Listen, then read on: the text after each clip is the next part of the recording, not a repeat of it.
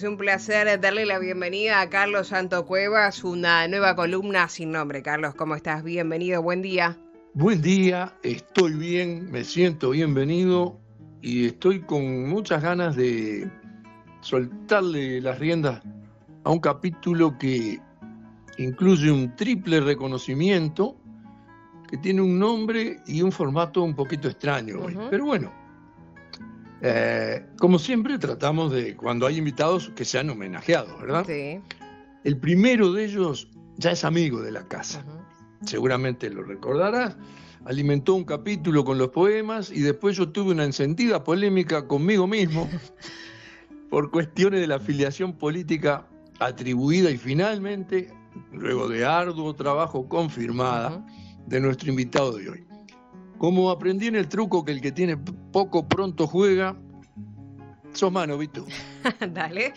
Yamandú Rodríguez fue un hombre cargado de misterios, tanto que difieren los datos sobre su nacimiento. Lo más repetido es que nació en Montevideo, el 25 de mayo de 1891. Fue poeta, dramaturgo, cuentista y libretista de radio y cine.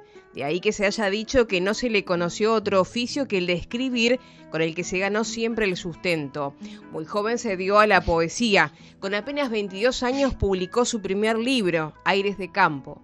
Antes, sus versos habían visto la luz en diarios y revistas, y fue así que su 10ª Raza Gaucha obtuvo el primer premio en un concurso del diario La Razón.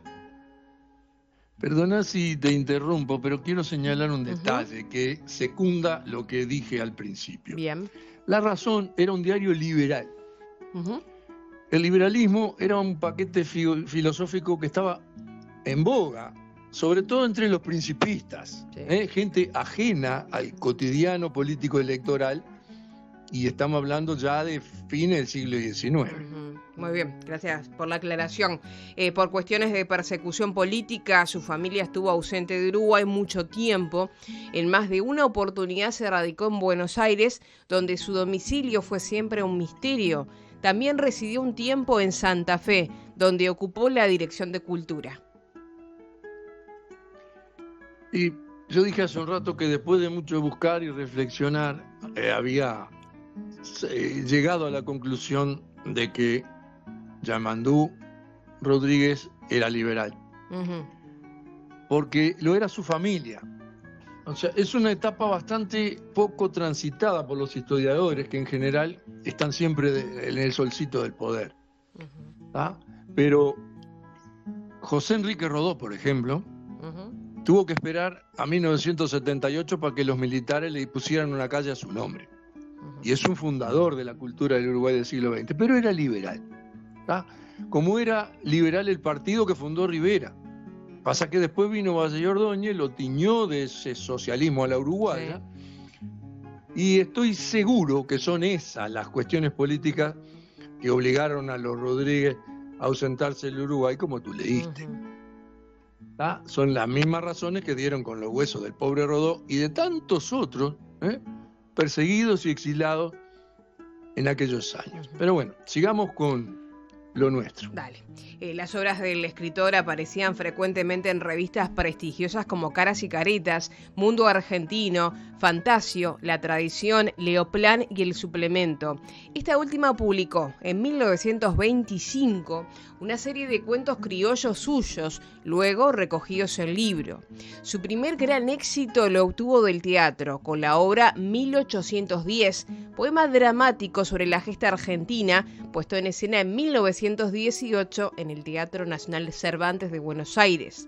Poco después, su poema El Matrero, adaptado al género lírico, fue estrenado y aclamado en el Teatro Colón y terminó siendo la primera ópera argentina de la historia. A partir de este momento, con sus obras en cartel, sus cuentos publicados en revistas, sus libros editados en Buenos Aires y sus poesías en boca de recitadores locales, puede decirse que su fama era más argentina que uruguaya. En la década del 50 escribió los libretos de la audición de Radio Circo Criollo, que protagonizaba el actor oriental Santiago Arrieta y musicalizaba Abel Fleury.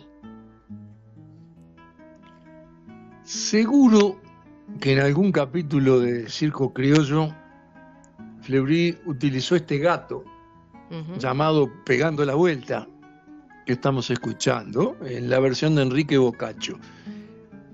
Si a alguien le interesa la guitarra criolla bien tocada, canal de YouTube Enrique Boccaccio con doble C. Interesante, muy nutrido y no solamente con folclore ni solo con Fleury, pero tiene una cantidad enorme de obras de Fleury tocadas por él mismo. Abel Fleury es obviamente el segundo invitado de hoy y fue un destacado guitarrista, compositor y docente, argentino también. Y fue considerado una de las figuras clave de la música a la vez criolla y clásica. Él comenzó su carrera artística en los años 20. Después, además de tocar, se dedicó a la formación de guitarristas de excelencia. Fue un gran docente, muy reconocido.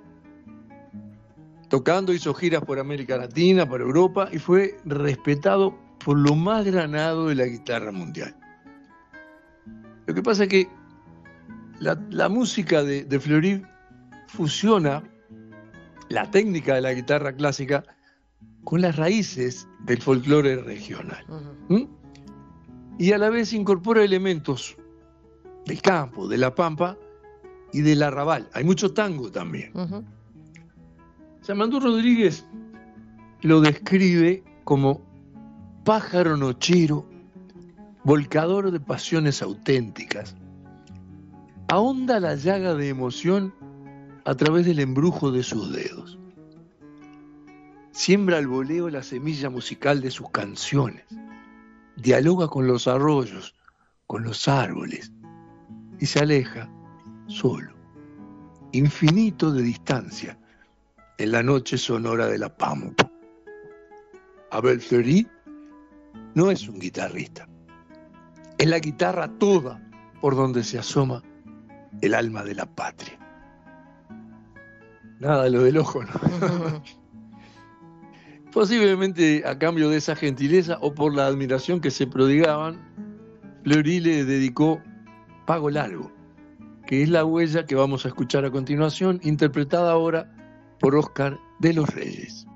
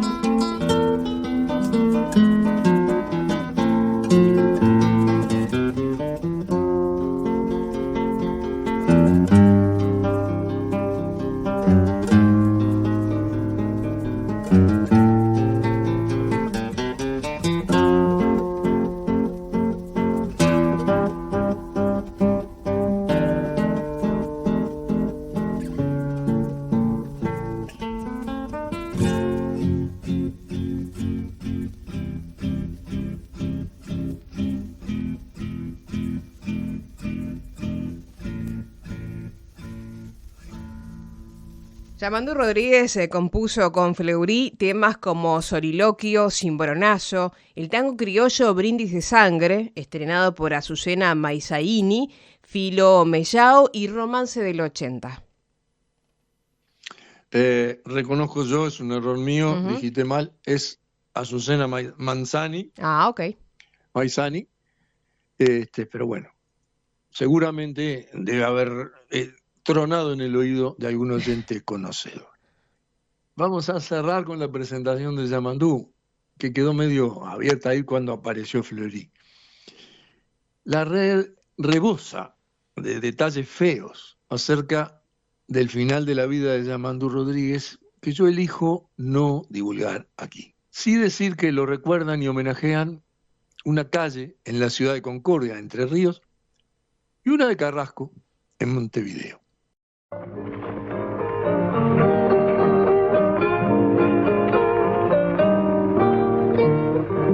Le di la espalda, monte, sin decirle ni hasta cuándo. Quedó mirando, por el camino agarré, y al rato cuando miré la vi llorando.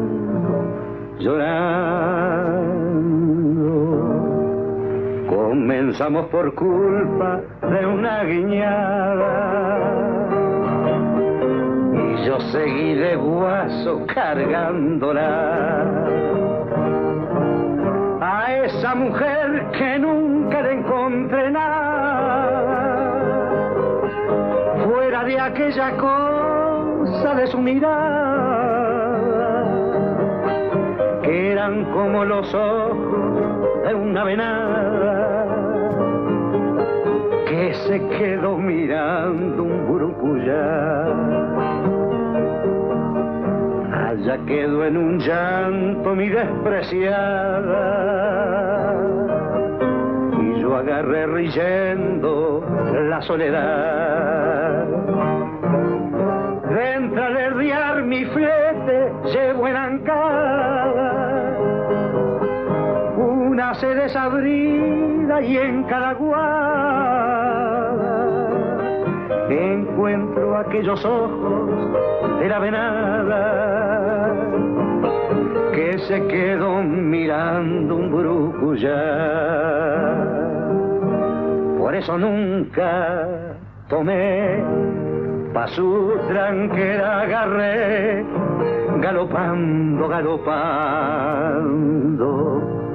pero ya no la encontré, y ahorita muerto de sed la voy buscando.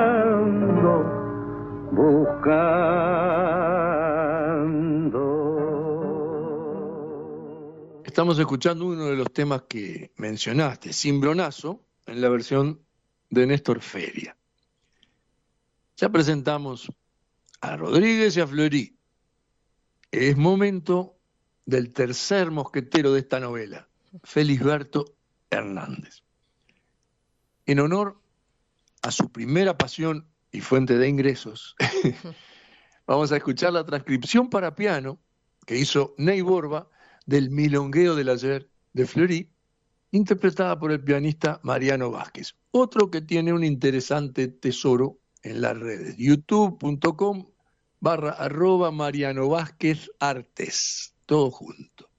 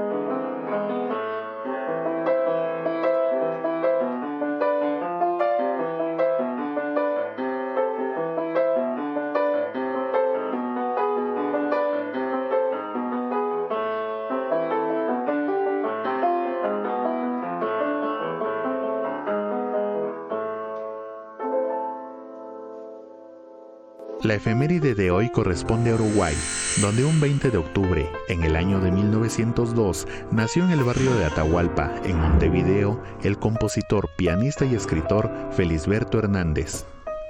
Sus obras, consideradas como fantásticas, con una gran carga íntima, un universo personal, fueron admiradas por escritores como Juan Carlos Onetti, Julio Cortázar y Gabriel García Márquez. Su vida misma podría inspirar una novela. Se casó 4 veces, tuvo 2 hijas y tras su segundo divorcio en 1943 viajó a París, donde conoció a la española María de las Heras, alias África de las Heras, veterana de la Guerra Civil y agente de la KGB, quien lo sedujo por instrucciones del gobierno soviético. Él nunca supo que sirvió de fachada para las actividades del espía en Montevideo. Sus primeros escritos entre 1925 y 1941 en el llamado Libro sin tapas. La segunda, entre 1941 y 1946, en las que definió su estilo humorístico y fantástico en obras como Por los tiempos de Clemente Colling y El caballo perdido. Y la tercera, entre 1947 y 1960, en los que asume una mirada extravagante de las cosas, como en Nadie encendía las lámparas y La casa inundada. Sus obras han sido traducidas al alemán, francés, inglés, italiano, griego y portugués. Henry Bergson, Marcel Proust y Kafka fueron lecturas recurrentes de Felisberto Hernández, quien murió a los 61 años en 1964 en su natal Montevideo.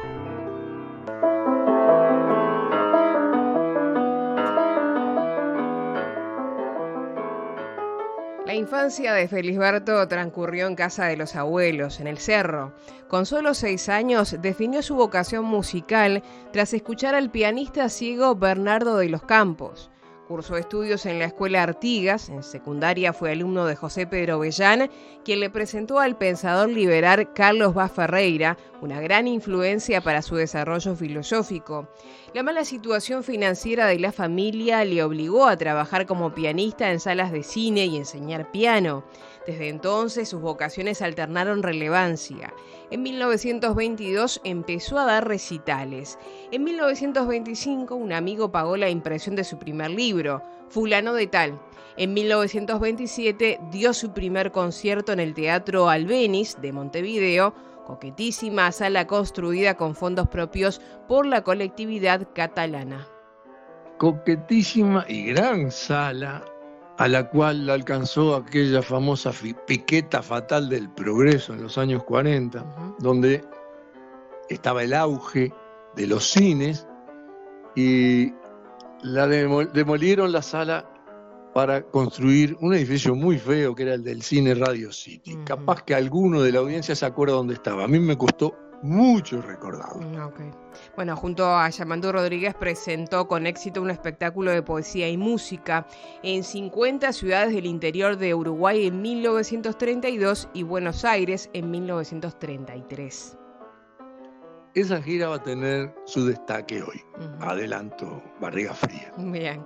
En 1939 ofreció un recital en el Teatro del Pueblo de Buenos Aires con notable éxito. En 1942 publicó Por los tiempos de Clemente Colling, que recibió el premio anual del Ministerio de Instrucción Pública. Sin embargo, por problemas económicos llegó a tener que vender el piano, lo cual fue definitivo para cerrar su carrera musical y dedicarse de lleno a la literaria, impulsada esta vez por un premio del Salón Municipal de Montevideo en 1943.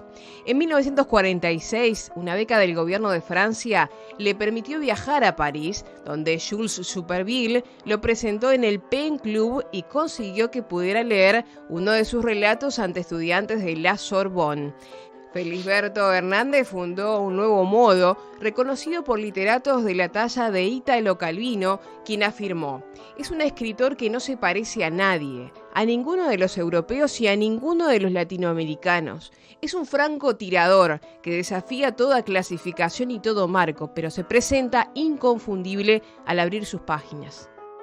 Esto que venimos de leer y comentar está inspirado fuertemente en una página escritores.org dedicada específicamente a Felisberto.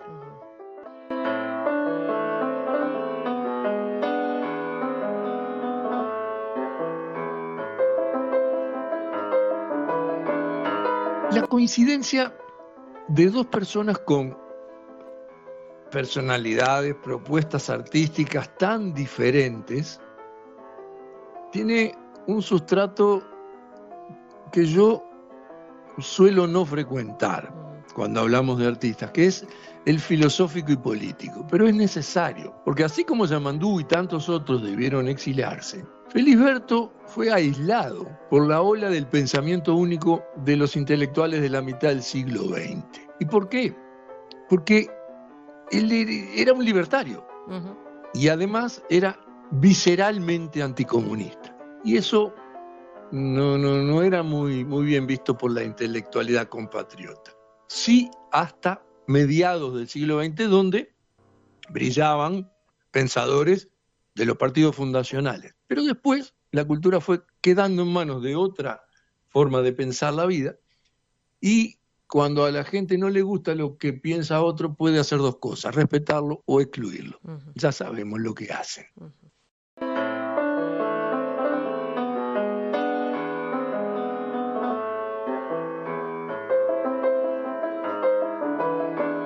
A partir de ahora, la inspiración y muchas citas textuales provienen de un artículo en la revista de la Biblioteca Nacional de 2019 que se llama Felisberto y Yamandú en gira, música y versos en el Uruguay de 1932. Es un documento de Jean-Philippe Barnabé. Es un doctorado en la Universidad de París III, la Sorbonne, en 1997, justamente con una tesis sobre los procesos de creación de Felisberto Hernández. Fue 20 años profesor de literatura hispanoamericana en la Universidad de Picardie, en Amiens, Francia.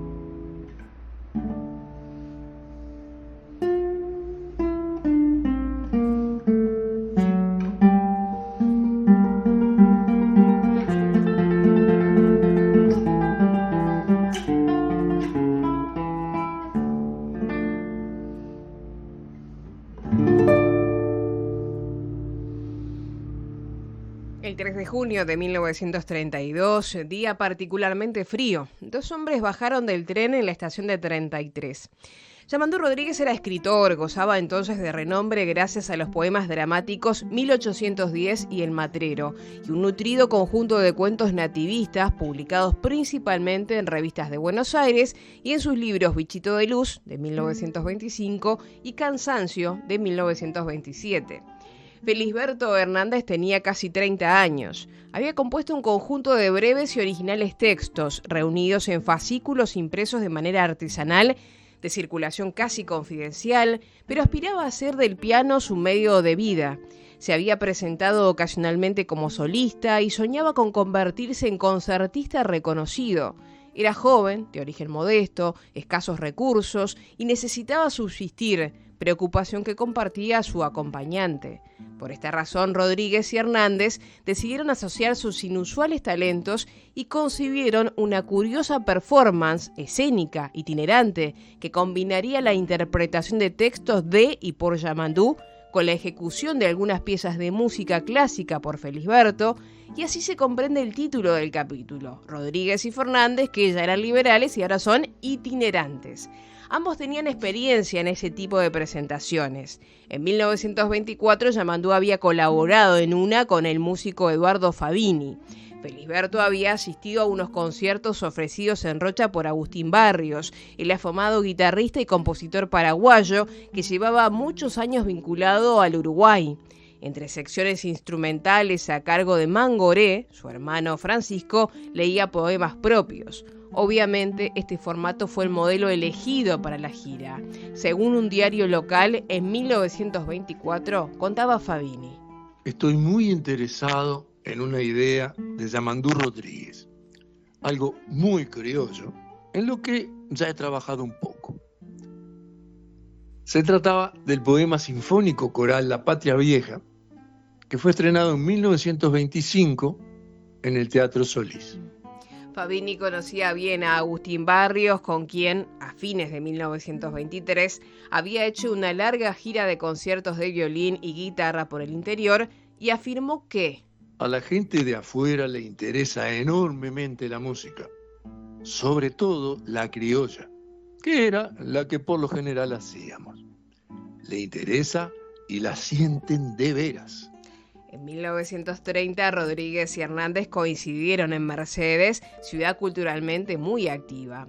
Por coincidencia, el poeta había presentado allí un acto literario musical en el que intervenían un guitarrista y él.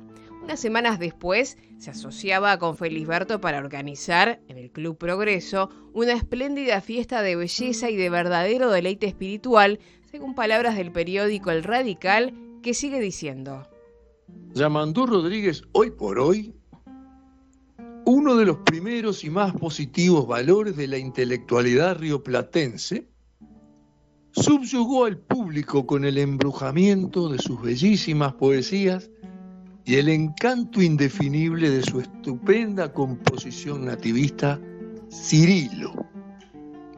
Felisberto Hernández, otro fuerte valor artístico, hizo verdaderos prodigios de destreza técnica, ofreciendo a través de un piano deficiente y malo magníficas versiones de escogidas páginas musicales.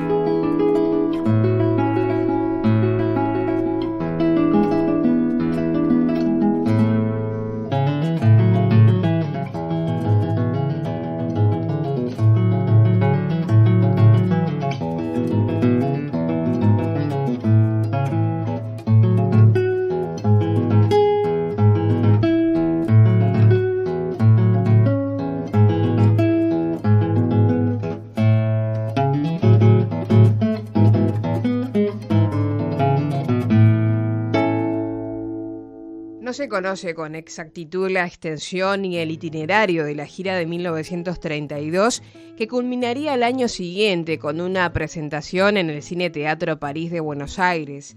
Situémonos ahora en la estadía de los artistas en 33. Está bien documentada a través de la prensa y sobre todo del testimonio de Serafín J. García, que pronto iniciaría su exitosa carrera literaria con Tacuruces, poemas gauchescos, publicado en 1936. Dice Serafín: como en cada lugar visitado durante la gira, nada había sido fijado con antelación. Los viajeros, recién llegados, intentaban concertar alguna presentación si el ambiente les era propicio. En 33 no conocían absolutamente a nadie, razón por la cual, junto con algunos allegados, me reuní inmediatamente con ellos. Con la humeante taza de café o el vaso de caña blanca por delante, según las preferencias, trazamos los planes para la campaña a emprender. Había que entrevistar al intendente, al director del liceo y al presidente del club social, donde estábamos reunidos para organizar por lo menos 3 recitales. Gracias a este concurso de buenas voluntades y al apoyo de la prensa local, tuvieron lugar actuaciones en el Centro Progreso el 6 y en el Teatro Municipal el 8, después que Yamandú recitara sus poemas en el liceo. Mediante una llamada telefónica a sus amigos de Vergara, García logró organizar una tercera presentación en el Club Uruguay. Su relato de esa jornada es sabroso. El intendente nos prestó uno de sus automóviles. Y allá nos dirigimos, aquel atardecer crudísimo. Guiaba Ángel Gorosito. Con él viajábamos nuestros visitantes, Valentín Macedo, Justino Rodríguez y quien estas memorias escribe. El auto era de aquellos con cortina de celofán y por la juntura se filtraba un aire glacial. De a ratos caía una especie de agua-nieve. En otros momentos repicaba la pedriza de fuerte granizada. Sin embargo, íbamos todos contentos y animados. A esa alegría y ánimo los estimulaban no solamente nuestros años mozos, sino también, justicia es destacarlo, sendos tragos de pernambucana sorbidos por el pico de la botella común. Debido en buena parte a las sensatas precauciones de nuestro conductor, en el sentido de limitar la bebida, llegamos a destino todos lúcidos y el acto se realizó con un éxito mucho mayor que el esperado. A la madrugada, ateridos por fuera pero llameando por dentro, las precauciones de Gorosito ya no tenían vigencia, regresamos a 33. Entre canto y cuento se nos pasaron sin darnos cuenta las 2 horas de regreso. En lo que a mí respecta, volvía satisfecho. Traía en el bolsillo un paco no muy abultado, pero de mucho valor adquisitivo, los famosos pesos de antes, que atenuaría las zozobras económicas de nuestros huéspedes. Según consignan los archivos, los 2 viajeros partieron de 33 no solo con la billetera habitada, sino también luciendo abrigadísimos, sobre todo del mejor paño inglés, hechos de medida además, que les obsequiara para poder enfrentar aquel glacial invierno una sastrería local. Así de gaucha era la gente de 33 de entonces. Hablando de gente capaz de hacer gauchadas,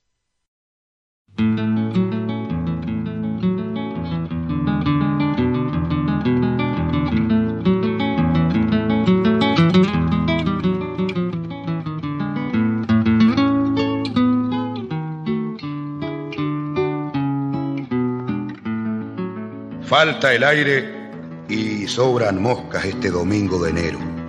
El sol fríe las chicharras, duerme un matungo azulejo. Algunos pollos con árganas están de picos abiertos. En los charquitos de sombra hay unas guachas bebiendo. Por los caminos calientes cruza la siesta en su lerdo. Ojos azules de cardo curiosean desde lejos y asoman por las goteras ojos azules de cielo. Todo es dulce de tan pobre. Frente al rancho de estanteo que anda con los 4 codos deshilachados de tiempo, subasta un rematador las pilchas de un criollo viejo. Hay muchos interesados, son vecinos todos ellos, muchachos que hasta hace poco le llamaban el abuelo. Recostado en el palenque los mira tristón el viejo. Han ido a comprar barato cosas que no tienen precio, y piensa con amargura: ya no va, criollo, el tiempo. ¿Qué vale este par de espuelas? Y las rodajas de fierro son como 2 lagrimones que llorasen por su dueño. Con ella salió a ganar hace ya muchos inviernos la novia en un bagual blanco, la vida en un bagual negro. Los mozos suben la oferta. Doy 10, 15, 20 pesos. Disputan como caranchos el corazón del abuelo. Al escucharlo se pone rojo de vergüenza el ceño. Son suyas las nazarenas, dice a uno el martillero. Le han vendido la llorona. Hoy, por desgracia, hoy tan luego que en el palenque la vida ató su bagual más negro. Y piensa con amargura: ya no va, criollo, el tiempo. Sacan a la venta un poncho donde garúan los flecos para mojarle los ojos al que se lo lleve puesto. Tiene la boca surcida y lo gastó tanto el viento que al trasluz del calamaco se ve la historia del viejo. Guampas, chuzas y facones lo cribaron de agujero, pero su filosofía siempre le puso rimiendo. De día con un celeste, de noche con un lucero. Yo pago por esa pilcha tuita la plata que tengo. Tunaos a la oferta. Si no hay quien de más lo quemo. Entonces cae el martillo en lo duro del silencio. Un joven se lleva el poncho y allí cerca el gaucho viejo está temblando de frío en una tarde de enero y piensa con amargura: ya no va, criollo, el tiempo. Así pierden la bajada lo que ganó en el repecho. Una a una las ovejas, pilcha por pilcha el apero. Quisiera salvar del lote su mancarrón azulejo pa' que lo agarre la noche en un caballo estrellero. No tiene no más que uno, y ese se lo quema el martillero. Allí termina el remate, cobró su cuenta el pulpero. Ahora sí, al verlo de a pie, tan amargo, tan deshecho, todos los rumbos arrollan los lazos de los senderos y son 4 pieladores que están esperando al viejo. En cuanto quiera salir, lo van a dar contra el suelo. Entonces aquellos mozos se acercan a defenderlo y el más ladino le dice entre temblón y risueño: todos compramos sus pilchas pa' salvárselas, abuelo. Aquí tiene sus espuelas, aquí tiene su azulejo. Uno le trae en los brazos igual que un niño el apero, otro le entibia las manos con aquel poncho de flecos, otro que no compró nada le estampa en la frente un beso porque sigue dando criollo. Muy lindo criollo el tiempo. Acabamos de escuchar a Rufino Mario García declamando El remate, poema de Yamandú Rodríguez. Anticipándose a las actuaciones, La Acción titulaba en portada el 4 de junio. Una embajada del arte visita 33 y afirmaba: apenas conocida la noticia, nos apresuramos a lanzar en las calles hojas impresas saludando a los ilustres viajeros en nombre de la población 33ina. La actualidad clamaba: nuestro solar está de fiesta espiritual, dado que de estos gratos mensajeros llegan pocos por estos pagos. Abrimos nuestros brazos fraternos para recibir a estos peregrinos del arte que van de pueblo en pueblo, derramando el oro de sus arcas cerebrales, con una prodigalidad realmente principesca. La campaña, el 11 de junio, no dudó en calificar a Yamandú de gloria de las letras americanas y a Felisberto de virtuoso del arte musical. Fuera del libreto, para mí es conmovedor pensar que estos tipos llegaban en tren a un pueblo donde no conocían a nadie, y cuando se enteraban de a lo que iban, la gente de un periódico salía a la calle, o sea, imprimía primero y salía a tirar volantes por la calle dándole la bienvenida a los viajeros, a los artistas, en nombre de la población. Es maravilloso, realmente maravilloso. Y bueno, lo otro, la confraternidad, esa cosa, no te conozco pero te aprecio, como dicen los borrachos. Le organizaron los 3 recitales, los llevaron para Vergara y como hacía frío en el auto, la iban calentando por adentro. Es imponente. Sí, yo me alegro que esto haya pasado, ¿no? Porque por ahí podríamos estar hablando de otra cosa, de que por ahí estas dos figuras hayan pasado desapercibidas y sin embargo no fue así, ¿no?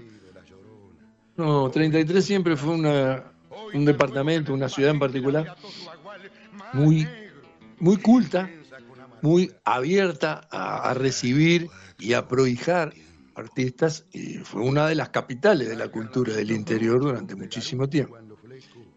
Pero bueno, volvamos al libreto que hay que cerrar. Y hay que tener voluntad, hay que esforzarse para encontrar una relación, ¿no?, entre el mundo gauchesco de los poemas de Yamandú y la música española o rusa del siglo XIX que intercalaba Felisberto, ¿no? Hay por todos lados fotos de la programación, yo la incluyo en el video que voy a poner en YouTube, donde dice exactamente todo, y realmente es una cosa que no hay cómo atar esas dos moscas por el rabo. Sin embargo, escuchen lo que decía Felisberto en determinado momento, muchos años después. Yamandú hablaba sobre Granada, por ejemplo, y antes de terminar me hacía un gesto, y yo empezaba a tocar la serenata de Albéniz. Y la gente se complacía con esa particular coordinación de música y poesía. Y seguramente sentían que se acercaban así un poco más a la legendaria joya de la morería. Vaya uno a saber por qué una sonrisita tibia y cómplice me brota en los ojitos, en los labios y en el fondo del alma.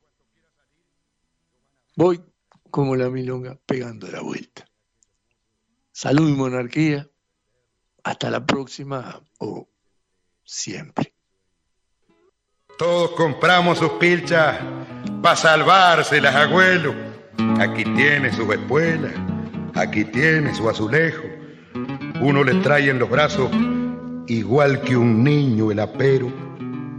Otro le entibia las manos con aquel poncho de flecos. Otro que no compró nada le estampa en la frente un beso porque sigue dando criollo. Muy lindo criollo el tiempo.